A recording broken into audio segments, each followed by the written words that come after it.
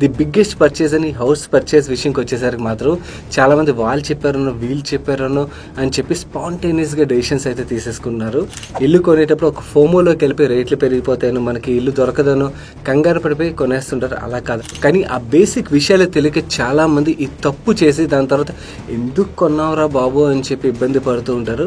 House purchase అనేది ఒక dream కదా, అలాంటి పర్చేజ్ మనం చేసే ముందు మనం వీటి గురించి ఇన్ఫర్మేషన్ అయితే తప్పకుండా తెలుసుకోవాలి. There are 2 rules which you should know. ఒకటి రూల్ 28, ఇంకోటి రూల్ 36. ఈ రోజుల్లో మనం ఒక సినిమాకి వెళ్ళాలంటేనే 2-3 రివ్యూస్ చూసి మరి టికెట్స్ బుక్ చేసుకోవట్లేదు కదా. ఈవెన్ గ్యాడ్జెట్ కొనాలి ఆర్ మొబైల్ కొనాలన్నా కూడా 3-4 చోట్ల మనకి రివ్యూ వీడియోస్ ఏవైతున్నాయో ఈ టెక్ ఛానల్స్ అవి చూసిన తర్వాతే మన పర్చేజ్ రిలేటెడ్గా డెసిషన్ తీసుకున్నాం. ప్రతి పర్చేజ్ మనం పర్ఫెక్ట్గా చేయాలి. మన డబ్బులు ఏవైతే ఇన్వెస్ట్ చేస్తున్నాం ఆ పర్చేజ్ కోసం అని చెప్పి అవి వేస్ట్ చేయకూడదని చెప్పి ఇలాంటి జాగ్రత్తలన్నీ తీసుకున్నాం. కానీ హౌస్ పర్చేజ్ అంటే మన లైఫ్లోని ది బిగ్గెస్ట్ పర్చేజ్ అని హౌస్ పర్చేజ్ విషయంకి వచ్చేసరికి మాత్రం చాలా మంది వాళ్ళు చెప్పారనో వీళ్ళు చెప్పారనో అని చెప్పి స్పాంటేనియస్గా డెసిషన్స్ అయితే తీసేసుకున్నారు. అండ్ ఎస్పెషలీ రీసెంట్ టైంలో ఏం జరుగుతుందంటే మనం మేజర్ సిటీస్ హైదరాబాద్, వైజాగ్, విజయవాడ ఇలాంటి వేరే సిటీస్లో చూసినట్టయితే రియల్ ఎస్టేట్ కాస్ట్లు అయితే అమాంతంగా పెరిగి దీంతో మిడిల్ క్లాస్ ఫ్యామిలీస్కి ఒక అపార్ట్మెంట్ కొనాలంటేనే అఫోర్డబుల్ రేంజ్ నుంచి బయటకు వెళ్ళిపోయి కాబట్టి చాలా మంది న్యూ హౌస్లు కొనలేక ప్రీ ఓన్డ్ హౌస్లు ఏవైతున్నాయో వాటి వైపు కూడా ఇంట్రెస్ట్ చూపిస్తున్నారు. నో న్యూ హౌస్ కి ఈ ప్రీ ఓన్ హౌస్ కి అడ్వాంటేజెస్ డిసడ్వాంటేజెస్ ఏవైతే ఉన్నాయో కొన్నిసార్లు బేసిక్ అనిపిస్తాయి మనం మాట్లాడుకున్నప్పుడు, కానీ ఆ బేసిక్ విషయాలు తెలియక చాలా మంది ఈ తప్పు చేసి దాని తర్వాత ఎందుకు కొన్నావురా బాబు అని చెప్పి ఇబ్బంది పడుతూ ఉంటారు. సో ఈరోజు ఈ pre own house versus new house మధ్యలోని అడ్వాంటేజెస్ డిసడ్వాంటేజ్ మాత్రమే కాకుండా అన్నిటికన్నా మోస్ట్ ఇంపార్టెంట్ థింగ్ మీకు తెలియాల్సిన అంటే ఈ పర్చేస్ చేసే ముందు లీగల్ కండిషన్స్ అండ్ అలాగే లీగల్ డాక్యుమెంట్స్ మీరు ఏవైతే చెక్ చేయాలో వాటి గురించి కూడా మాట్లాడబోతున్నాను. సో వీడియోని చివరి వరకు చూడండి, చాలా ఇంపార్టెంట్ వీడియో. ఎందుకంటే ప్రతి ఒక్కరి లైఫ్లోని హౌస్ పర్చేస్ అనేది ఒక డ్రీమ్ కదా, అలాంటి పర్చేస్ మనం చేసే ముందు మనం వీటి గురించి ఇన్ఫర్మేషన్ అయితే తప్పకుండా తెలుసుకోవాలి. అండ్ అలాగే వీడియో చూసినప్పుడు వీడియోలో షేర్ చేసిన కంటెంట్ నచ్చినట్టయితే వీడియోని లైక్ చేసి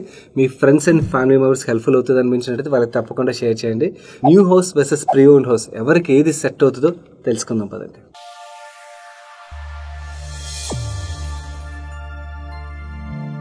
ఈ కంటెంట్ మీకు ఈజీగా అర్థం అవడం కోసం చెప్పి వీడియోని 3 పార్ట్స్లో అయితే డివైడ్ చేసి మేము ముందుకు తీసుకొస్తాం. ఫస్ట్ అసలు basic part pre owned houses versus new houses మధ్యలోని అడ్వాంటేజెస్ డిసడ్వాంటేజెస్ ఏవైతే వాటి గురించి మాట్లాడుకుందాం. దాని తర్వాత ఎవరికి ప్రీ ఓన్ హౌస్ కొనడం బెటర్ అండ్ ఎవరు న్యూ హౌస్కి వెళ్ళడం బెటర్, ఫైనాన్షియల్ కండిషన్స్ ఇవన్నీ ఉంటాయి కదా వాటి గురించి మనం తెలుసుకుందాం. ఇక్కడ యాక్చువల్లీ మనకి ఎవరికి ఏది సెట్ అవుతుంది అన్నది అయితే క్లారిటీ వస్తుంది. థర్డ్ లీగల్ టర్మ్స్ ఏవైతే ఉన్నాయో లీగల్ డాక్యుమెంట్స్ ఇవన్నీ కూడా మనం చెక్ చేయాల్సిన పార్ట్ ఏదైతే ఉన్నదో ఆ థర్డ్ పార్ట్లో మీకు ఎక్స్ప్లెయిన్ చేస్తాను. First part advantages and disadvantages విషయంకి వచ్చేసరికి ఫస్ట్ పాయింట్ ఇది యాక్చువల్లీ సైకలాజికల్ ఆస్పెక్ట్, కానీ కొంతమంది అయితే ఇలా ఫీల్ అవుతుంటారు. కొత్త ప్రాపర్టీ కొన్నప్పుడు ఒక సెన్స్ ఆఫ్ ప్రైడ్ ఫీల్ అవుతుంటారు. వేరేస్ ప్రీ ఓన్ ప్రాపర్టీ కొన్నప్పుడు ఆ ఫీల్ అనేది కొంచెం తక్కువగా చాలా మందిలో కనబడుతుంటది అనమాట.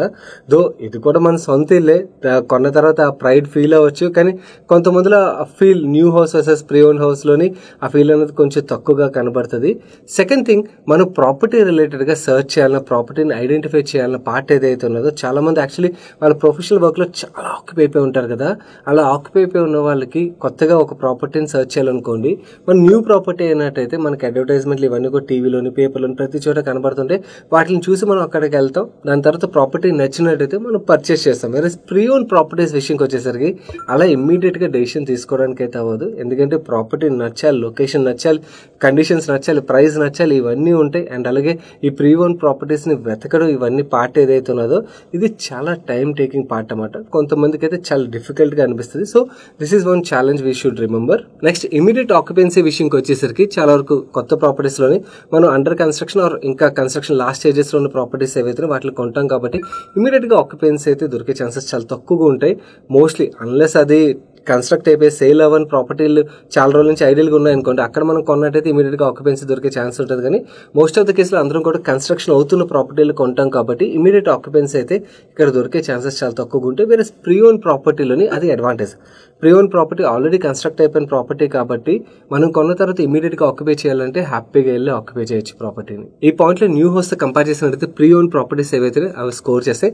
అండ్ ఇది మాత్రమే కాదు, యాక్చువల్లీ మనం కొత్త ప్రాపర్టీ కొంటున్నప్పుడు మనం ఎగ్జాక్ట్ ఫ్లాట్ చూడడం అన్నది ఇప్పుడు కష్టం అవుతుంది. వాళ్ళు ఏంటంటే ఒక మోడల్ హౌస్ ని చూపిస్తారు, ఎగ్జాక్ట్లీ మనకి ఆ మోడల్ హౌస్ లాగే మన ప్రాపర్టీ రావాలలేదు. ఎందుకంటే వాళ్ళు ఏదైతే అపార్ట్మెంట్ కడుతున్నారో దాంట్లో మల్టిపుల్ సైజులు అయితే కన్స్ట్రక్ట్ చేస్తుంటారు. మన మోడల్ హౌస్ చూపించేది మాత్రం ఏదో ఒక సైజ్, లార్జ్ సైజ్ చూపిస్తుంటారు అనమాట. అవి చూడగానే మనకి అరే మనకు వచ్చేవి కూడా ప్రాక్టికల్ ఇలాగే ఉంటాయి అనుకుంటాం, కానీ రియల్లీ మనకు వచ్చిన తర్వాత చూసేసరికి మన రూమ్ సైజులు అవి వేరే అయ్యే ఛాన్స్ ఉంటుంది. వేరే ప్రీ ఓన్ ప్రాపర్టీలో అలాంటి ప్రాబ్లం ఉండదు, ఆల్రెడీ అది కన్స్ట్రక్ట్ అయిపోయిన బిల్డింగ్ కాబట్టి మనకి ఆ రూమ్ సైజులు ఇవన్నీ కూడా నచ్చినట్టయితే మన డెసిషన్ అయితే తీసుకోవచ్చు. Next clear title. ఇక్కడ మాత్రం న్యూ ప్రాపర్టీస్ ఏవైతే అవి స్కోర్ చేస్తాయి. ఎందుకంటే మనం బిల్డర్ దగ్గర కొనుక్కుంటాం అండ్ రీసెంట్ గా రెరా తర్వాత ఏంటంటే లీగల్ ఇష్యూస్ ఏవైతే అవి చాలా వరకు తగ్గాయి కాబట్టి టైటిల్ రిలేటెడ్ ఇలాంటి ప్రాబ్లమ్స్ అన్ని కూడా న్యూ ప్రాపర్టీలో మనం అంత పెద్దగా బ్రెయిన్ పెట్టి దాని రిలేటెడ్ మనం అంత వరీ అవ్వాల్సిన పని లేదు. కానీ వేరే ప్రీ ఓన్ ప్రాపర్టీ విషయంకి వచ్చేసరికి మాత్రం మనకి టైటిల్ రిలేటెడ్ ఇవన్నీ కూడా ఒకసారి బాగా జాగ్రత్తగా చెక్ చేసుకోవాల్సి ఉంటుంది.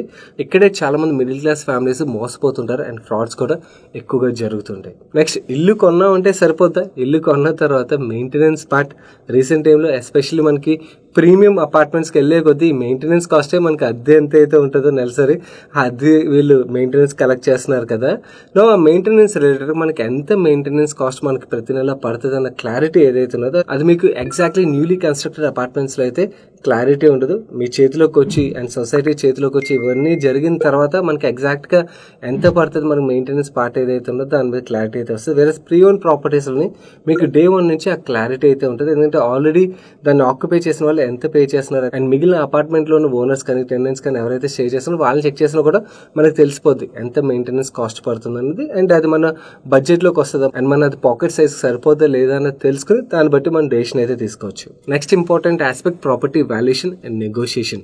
ఇక్కడ ఏంటంటే మీకు న్యూ హౌస్ లోని చాలా వరకు వాళ్ళు రేట్ అయితే ఫిక్స్ చేస్తారు. అక్కడ కొంచెం వరకు మనం నెగోషియేట్ చేసి 100, 200, 300 వాట్ ఎవర్ ఎస్ఎఫ్టీ మీద నెగోషియేట్ చేసి తీసుకుంటాం. వేరే ప్రీ ఓన్ ప్రాపర్టీస్ విషయంకి వచ్చేసరికి ఇక్కడ మనకి ఆ లొకేషన్ లో ఎంత వాల్యూకి ప్రాపర్టీ సేల్ అవుతుంది అనేది క్లారిటీ లేదనుకోండి, ఇది మనకి చాలా పెద్ద తలనొప్పి అయిపోతుంది. ఎందుకంటే ఒకసారి కొనేసిన తర్వాత ఆ చుట్టుపక్కల ఉన్న ఫ్లాట్స్ అంతకన్నా తక్కువ సేల్ అయ్యాయి అనుకోండి, అదొక నెగిటివ్ ఫీల్ అయితే మన దగ్గర ఉండిపోతుంది కదా. అందు గురించి అని చెప్పి ప్రీ ఓన్ ప్రాపర్టీస్ కొనేటప్పుడు ఆ ఫ్లాట్ ఓనర్ చెప్పిన కాస్ట్ మాత్రమే కాకుండా చుట్టుపక్కల కూడా మనం ఎంక్వైరీ చేసి అక్కడ ఎంత రేట్ ఉన్నది ఇవన్నీ కూడా కనుక్కోవడం చాలా ఇంపార్టెంట్. దాని తర్వాతే డెసిషన్ తీసుకుని ఫోమోలోకి అయితే వెళ్ళదు. చాలా కేసులో ప్రీ ఓన్ ప్రాపర్టీస్ ఏంటంటే ఆల్రెడీ రేపు ఉదయం ఒకరు చెక్ ఇచ్చేస్తా అన్నారు, ఎల్లుండి ఒకరు చెక్ ఇచ్చేస్తా అన్నారు, ఇలా మనకి ఫోమో అయితే క్రియేట్ చేస్తారు. ఆ ఫోమో ట్రాప్ లో అయితే పడకండి. నెక్స్ట్ పేమెంట్ పార్ట్ విషయంకి వచ్చేసరికి అండర్ కన్స్ట్రక్షన్ ప్రాపర్టీస్ లో ఏంటంటే మనం ఇమీడియట్ గా పే చేయాల్సిన అవసరం లేదు. మన కన్స్ట్రక్షన్ స్టేజ్ వైజ్ పేమెంట్ అయితే రిలీజ్ అవుతుంటది. ఈవెన్ లోన్ కి వెళ్ళినా కూడా ఆ స్టేజ్ వైజ్ ఏదైతే పేమెంట్ వెళ్తుందో దానికే మనం పేమెంట్స్ కూడా చేస్తాం కాబట్టి మనకి అంత పెద్దగా ఇమీడియట్ గా అయితే పించ్ అయితే కనబడదు. వేరే ప్రీ ఓన్ ప్రాపర్టీలో మొత్తం పేమెంట్ ఇమీడియట్ గా చేయాలి అండ్ మొత్తం ఈఎంఐ ఇమీడియట్ గానే స్టార్ట్ అయిపోద్ది కాబట్టి దానికి మీ బడ్జెట్ సరిపోద్దో లేదో కూడా చెక్ చేసుకోవడం చాలా ఇంపార్టెంట్. అండ్ ఇంకొక బిగ్గెస్ట్ డిఫరెన్షియేషన్ ఫ్యాక్టర్ ఏంటంటే మీకు న్యూ హౌస్ లోని జిఎస్టీ అయితే పడుతుంది. వెరస్ ప్రీ ఓన్ ప్రాపర్టీలోని ఆ జిఎస్టీ పడదు. సో ఇక్కడ మీకు చాలా వరకు అడ్వాంటేజ్ దొరికే ఛాన్స్ ఉంటుంది. కాకపోతే కొంతమంది సెల్లర్స్ వాళ్ళు కూడా స్మార్టే కదా, రీసెంట్ టైంలో ఏంటంటే ఆ ఏరియాలో ఏదైతే ఎస్ఎఫ్టీ రేట్ ఉన్నదో ఆ రేట్లు కనుక్కుని దాని జిఎస్టీ ఇవన్నీ కూడా యాడ్ చేసుకుని దాన్ని బట్టి అయితే ప్రైస్ చెప్తున్నారు. సో కొంచెం ఎవరైనా అలా తెలియకుండా జిఎస్టీ పార్ట్ కన్సిడర్ చేయకుండా మీకు ప్రైస్ చెప్తున్నారు అనుకోండి, అది అడ్వాంటేజ్ అయితే డెఫినెట్ గా అవుతుంది. నెక్స్ట్ హౌస్ పర్చేస్ అన్నది చాలా బిగ్ టికెట్ పర్చేస్ కదా. చాలా మంది మనం లోన్ కి అయితే వెళ్తాం. అలా లోన్ కి వెళ్ళేటప్పుడు మనకి అండర్ కన్స్ట్రక్షన్ న్యూ ప్రాపర్టీస్ ఏవైతే రీసెంట్ రెరా వచ్చిన తర్వాత ఈ లోన్ రిలేటెడ్ ప్రాబ్లమ్స్ అయితే చాలా వరకు తగ్గిపోయి సో లోన్ అవైలబిలిటీ అనేది ఈజీ అయిపోయింది. వేరే ప్రీ ఓన్ ప్రాపర్టీస్ విషయంకి వచ్చేసరికి ఇక్కడ చాలా ఇష్యూస్ అయితే ఉండే ఆస్కారం ఉంటుంది. ఎస్పెషల్లీ అన్ఆథరైజ్ కన్స్ట్రక్షన్స్ ఏమైనా ఉన్నాయనుకోండి, అలాంటి టైంలో లోన్ రిలేటెడ్ గా చాలా ప్రాబ్లమ్స్ అయితే ఫేస్ చేయాల్సి ఉంటుంది. సో మనం అడ్వాన్స్ ఇచ్చే ముందు లోన్ వస్తుందా రాదా అన్నది చెక్ చేసుకున్న తర్వాత అడ్వాన్స్ ఇవ్వడం బెటర్. ఎందుకంటే ఒకసారి అడ్వాన్స్ ఇచ్చిన తర్వాత మన డబ్బులు అయితే అక్కడ స్టక్ అయిపోతాయి కదా. దాని తర్వాత లోన్ రాలేదనుకోండి అది మన తలనొప్పి అవుతుంది, అవునా, అది వాళ్ళ తలనొప్పి అవ్వదు. సో అందు గురించి అని చెప్పి ఎవరైనా బ్యాంకర్ కానీ ఎన్బిఎఫ్సితో కానీ ఒకసారి డాక్యుమెంట్స్ చెక్ చేయించండి. లోన్ వస్తుందంటే దెన్ అడ్వాన్స్ అయితే పే చేయండి. నెక్స్ట్ ఈ advantages and disadvantages last important points. ఒకటి నైబర్హుడ్. మీకు ప్రీ ఓన్ ప్రాపర్టీస్ లోని ఆ చుట్టుపక్కల ఎవరెవరైతే ఉన్నారో పక్క ఫ్లాట్స్ లోని ఇవన్నీ కూడా మీకు క్లారిటీ ఉంటుంది. అవన్నీ కూడా మీకు చెక్ చేసి దాన్ని బట్టి అయితే డెసిషన్ తీసుకోవచ్చు. వేరే కొత్తగా ప్రాపర్టీ కొన్నప్పుడు మన పక్క నైబర్స్ ఎవరు వస్తారు అనేది మనకు క్లారిటీ అయితే ఉండదు. కొంతమంది యాక్చువల్లీ ఇంట్లోంచి బయటికి రారు అపార్ట్మెంట్స్, అలాంటి వాళ్ళకి అయితే పెద్ద ప్రాబ్లం ఉండదు. కానీ చాలా మంది వాళ్ళ చుట్టుపక్కల ఉన్న వాళ్ళతో కలుస్తుంటారు, రెగ్యులర్గా మాట్లాడుతుంటారు. అలా కలిసిమెలిసి ఉండే వాళ్ళు ఎవరైతే ఉంటారో వాళ్ళకి మాత్రం డెఫినెట్లీ పక్కన నైబర్స్ సరైన వాళ్ళు కాదనుకోండి, చాలా ఇబ్బంది పడే ఆస్కారం ఉంటుంది. వేరే ప్రీ ఓన్ ప్రాపర్టీస్లో మీకు 100% క్లారిటీ లేకపోయినా కొంచెం వరకు మీరు ఎంక్వైరీ చేసి ఫైండ్ అవుట్ అయితే చేయగలుగుతారు. And last important advantage and disadvantage విషయంకి వచ్చేసరికి ఎప్రిసియేషన్. మోస్ట్ కేసుల్లోని ఇది కేస్ టు కేస్ బేసిస్లో వేరీ అవుతూ ఉంటుంది.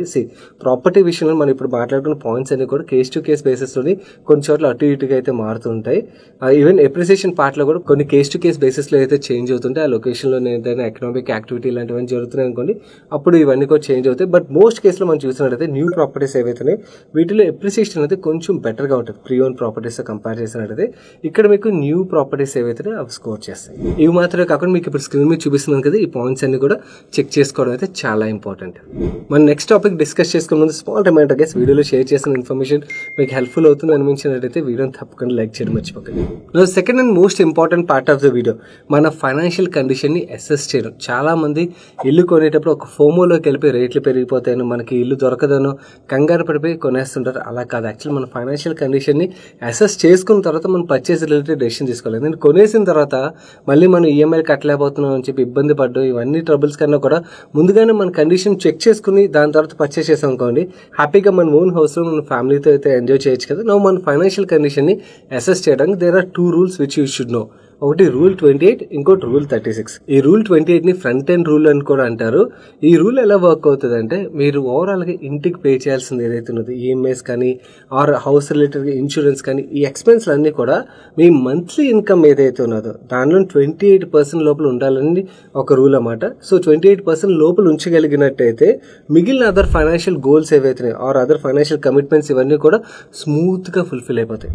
అదే ఈ 28% దాటింది అనుకోండి, మిగిలిన ఫైనాన్షియల్ కమిట్మెంట్స్ ఏవైతే వాటి మీద కూడా స్ట్రెస్ పడే ఆస్కారం ఎక్కువగా ఉంటుంది. అండ్ రూల్ 36 విషయంకి వచ్చేసరికి దీన్ని బ్యాక్ అండ్ రూల్ అంటారు. ఓవరాల్ గా ఒక పర్సన్ ఒక మంత్లీ ఇన్కమ్ ఏదైతే ఉన్నదో టోటల్ ఇన్కమ్ లోని అన్ని ఈఎంఐస్, హోమ్ లోన్ ఈఎంఐ అవ్వచ్చు, పర్సనల్ లోన్ ఈఎంఐ అవ్వచ్చు, కార్ లోన్ అవ్వచ్చు ఆర్ ఇంకేదైనా ఈఎంఐ అవ్వచ్చు, ఓవరాల్ ఈఎంఐస్ అన్ని కూడా 36% ఆఫ్ మీ మంత్లీ ఇన్కమ్ ఏదైతే దాని లోపలే ఉండాలంటారు అనమాట. అలా ఉన్నట్టయితే మిగిలిన అదర్ ఫైనాన్షియల్ కమిట్మెంట్స్ ఏవైతే అన్ని స్మూత్ గా వెళ్ళిపోతే మిగిలిన గోల్స్ ని కూడా కంఫర్టబుల్ గా అచీవ్ చేయగలుగుతారు.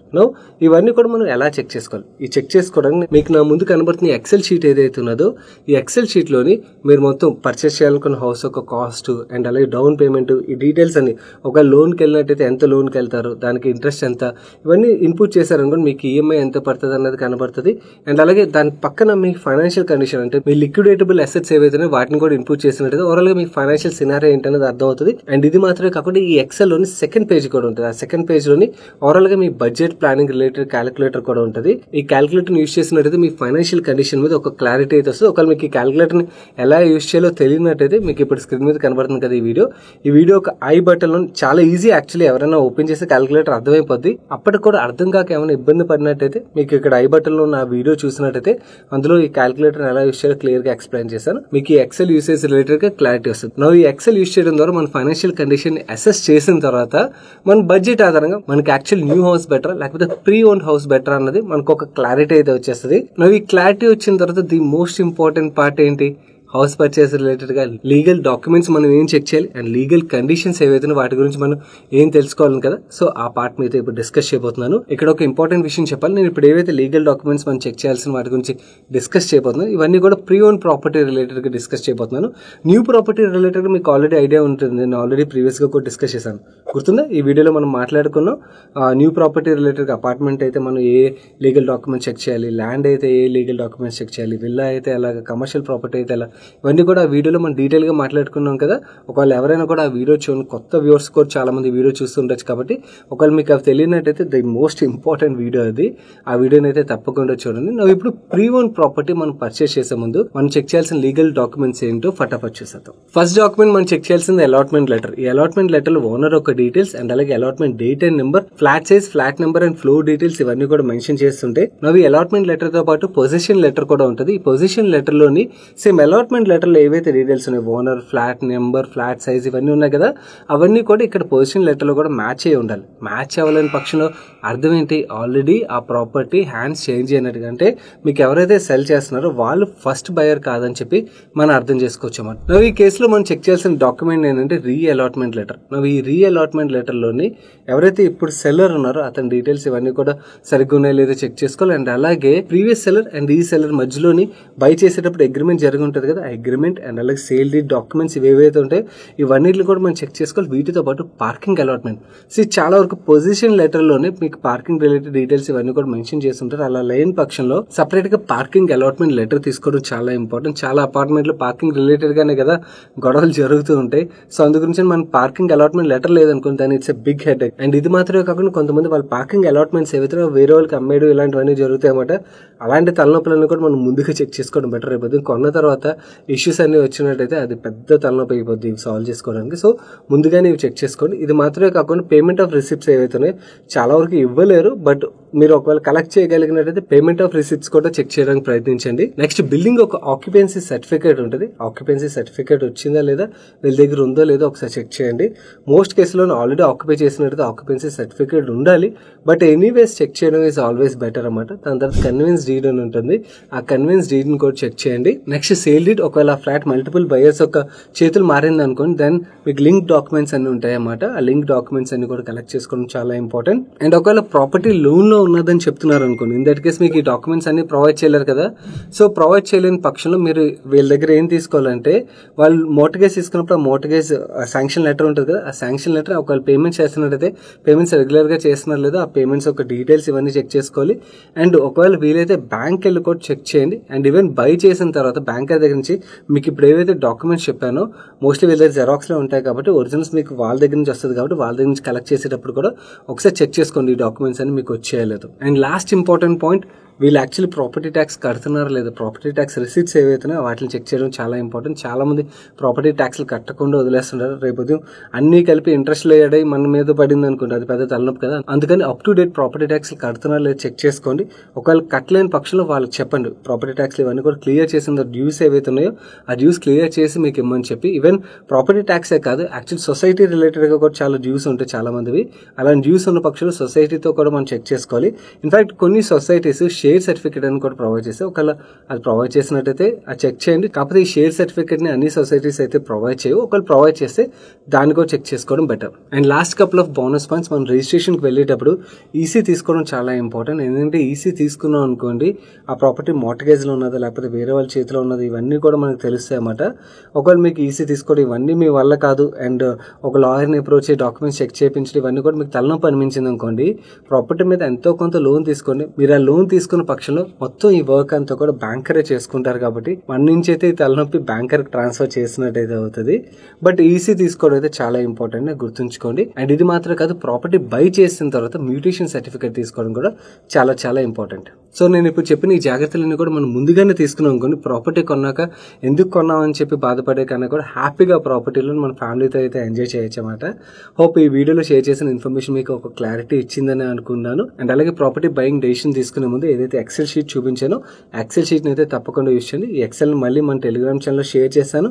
అండ్ ఆ లింక్ కూడా కింద కామెంట్ సెక్షన్ లో ఫస్ట్ కామెంట్ లో పిన్ చేసి ఉంచుతాను. దాని మీద క్లిక్ చేసినట్టయితే డైరెక్ట్ గా మీరు ఛానల్కి వెళ్ళిపోతారు. కొన్నిసార్లు లింక్ పనిచేయదు. లింక్ పనిచేయని పక్షులు మీరు టెలిగ్రామ్ యాప్ ఇన్స్టాల్ చేసుకుని మనీపర్స్ AD1 సర్చ్ కొట్టారనుకోని మన ఛానల్ అయితే వచ్చేస్తుంది. అందులో ఫైల్ సెక్షన్లోకి వెళ్ళినట్టయితే మీకు ఇప్పుడు స్క్రీన్ మీద చూపిస్తున్న విధంగా అక్కడికి వెళ్ళి మీకు ఇప్పుడు ఫైల్ నేమ్ కూడా స్క్రీన్ మీద ఉంచుతాను. దాన్ని సర్చ్ కొట్టారనుకోండి డైరెక్ట్గా మీకు ఎక్సెల్ షీట్ అయితే దొరికేస్తుంది. అండ్ చాలా మంది మీ ఫ్రెండ్స్ అండ్ ఫ్యామిలీ మెంబర్స్ కూడా ప్రాపర్టీ కొనాలని అయితే ఆలోచిస్తూ ఉంటారు కాబట్టి ఈ వీడియో వాళ్ళకి హెల్ప్ఫుల్ అవుతుంది అనిపించినట్టయితే తప్పకుండా వాళ్ళకి షేర్ చేయండి. వీడియోని ఇప్పటివరకు లైక్ చేయనట్టయితే వీడియోని లైక్ చేయండి. నేను సాయి కృష్ణ పత్రి మరొక మంచి వీడియోతో మీ ముందుకు వస్తాను. Till then bye bye, take care.